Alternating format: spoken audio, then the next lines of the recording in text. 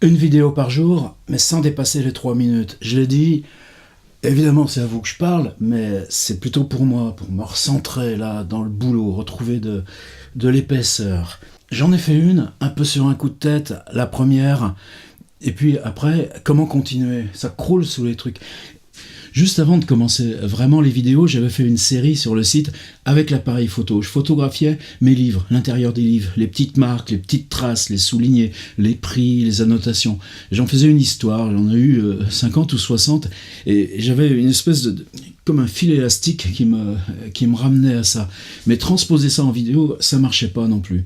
J'ai compris hier soir, dans le train, en faisant le clic de mise en ligne de la première depuis le TGV vers Vendôme-Villiers, qu'en fait, le livre, il m'intéressait en tant que petite partie émergée, comme ça, de l'œuvre. Et que c'est de l'œuvre qu'ici, il fallait que je parle pour trouver mon assise. Je suis assis d'ailleurs sur le coin de mon bureau. Donc à chaque fois on prendra un livre, mais sur l'horizon comme ça de la pile de livres.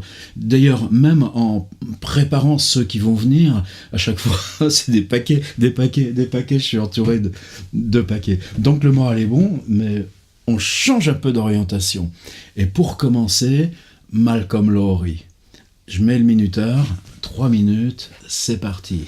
Mon paquet de Malcolm Lowry, le voilà. En fait, c'est parti de Maurice Blanchot. Je crois que c'est dans Faux pas. Il y a un moment, une note de bas de page. Et la note de bas de page, je m'en souviendrai toute ma vie. Ceux qui ont lu ce livre culte qu'est Au-dessous du volcan me comprendront. Mais moi, j'avais pas lu Au-dessous du volcan. Qu'est-ce que je pouvais comprendre? Et c'est dans une vieille librairie qu'il y avait à l'époque vers la rue de Rome, rue de Ferréol à Marseille, une librairie comme ça avec ses vieilles étagères, et que j'ai trouvé ma première traduction de Au-dessous du volcan, et que j'ai aussi trouvé le choix de lettres Malcolm Lowry dont je vais vous parler. Et évidemment, on prend ça dans la figure. C'était la première traduction, celle de Clarisse Francillon. Et il y en a une en 1987, une autre, bien plus tendue, bien plus contemporaine, de Jacques Darras. Le titre, c'est Sous le volcan. Donc, moi, le livre s'appelle toujours Au-dessous du volcan, mais si vous trouvez Sous le volcan, n'hésitez pas. Par contre, après, très vite, c'est un livre trop important par sa construction. Vous savez, on est toujours le jour des morts, la Toussaint, mais il y en a 7 successifs, donc on passe d'une année à l'autre, comme ça, au présent, le jour de la mort du consul, qu'on va suivre comme ça, petit à petit, mais c'est toujours cette journée, sauf qu'il y en a 7 superposés, c'est hallucinant, c'est comme les cercles de Dante. Ensuite, alors ce qui m'intéressait, c'est que Lowry avait prévu de faire une trilogie. Donc il y avait Andes Volcano qui était l'enfer, et puis ça finissait par un paradis qui s'appelait En route vers l'île de Gabriola. Et le titre, comme ça, moi, c'est un livre raté, sans aucun conteste. Par contre, le début, on part comme ça, on est vers Vancouver, on part en autobus, Lowry et sa compagne, est-ce que c'est eux, on s'en fout, et qui s'en vont comme ça d'île en île, par ferry, autobus, vers une quête dont on sait pas trop quoi, on n'y arrive jamais, mais le projet finalement m'intéressait plus que le reste. Il y a aussi les nouvelles, bien sûr, et regardez les titres. Dark as a grave wherein my friend is laid, sombre comme la tombe où est enterré mon ami.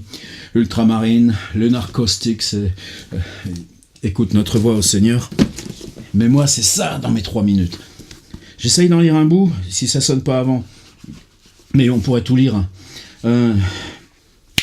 J'ai commencé le volcan en 1936, après avoir écrit à New York The Last Address, un petit roman d'une centaine de pages sur un alcoolique, qui se déroule en grande partie dans le même service de l'hôpital, etc. Ce roman trop court, à mon avis, pour être publié à part, sinon il fut accepté et payé, magazine, etc., etc. Et j'ai conçu le volcan, je décidais de m'y attaquer à cause des possibilités poétiques du sujet. En 1937, j'en avais écrit une version de 4. En fait, elle manquait de profondeur, ça sonne, mais j'ai quand même un peu de rab. J'aurais toujours un peu de rab. En 1939, etc. Bon, c'est la première fois que je lisais un livre. Bon, c'est bon, on a compris, temps écoulé. C'est la première fois que je lisais un livre où un auteur parlait de son labo d'écriture. Et pas n'importe quel labo, le manuscrit qui brûle, une autre fois tout est fini, et c'est toute cette dactylographie est piquée sur le siège arrière de la voiture, on recommence, et puis ça devient une prolifération, c'est énorme, il trouve ça mauvais, il recommence, et on comprend comment le volcan a été écrit, et comment une vie, finalement, peut se résumer à être, en entièrement brûlé par un livre. C'était publié, vous savez, par Maurice Nadeau, évidemment, de Noël, lettre nouvelle, truc de légende. Je l'avais payé 22 francs, donc à Marseille. Voilà, Malcolm Lowry, choix de lettres. J'ai aucune idée de savoir si ce bouquin est encore disponible ou pas, si quelques courageux l'a réédité, évidemment, puisque le danger de ces bouquins, c'est que c'est comment ça vous apprend à devenir écrivain. Parce que à 65 ans, je suis en train de désapprendre. C'était le numéro 2, 3 minutes, une toute petite broutille, on s'en fout. Défi, 3 minutes, 30 jours, 30 livres, c'était le numéro 2.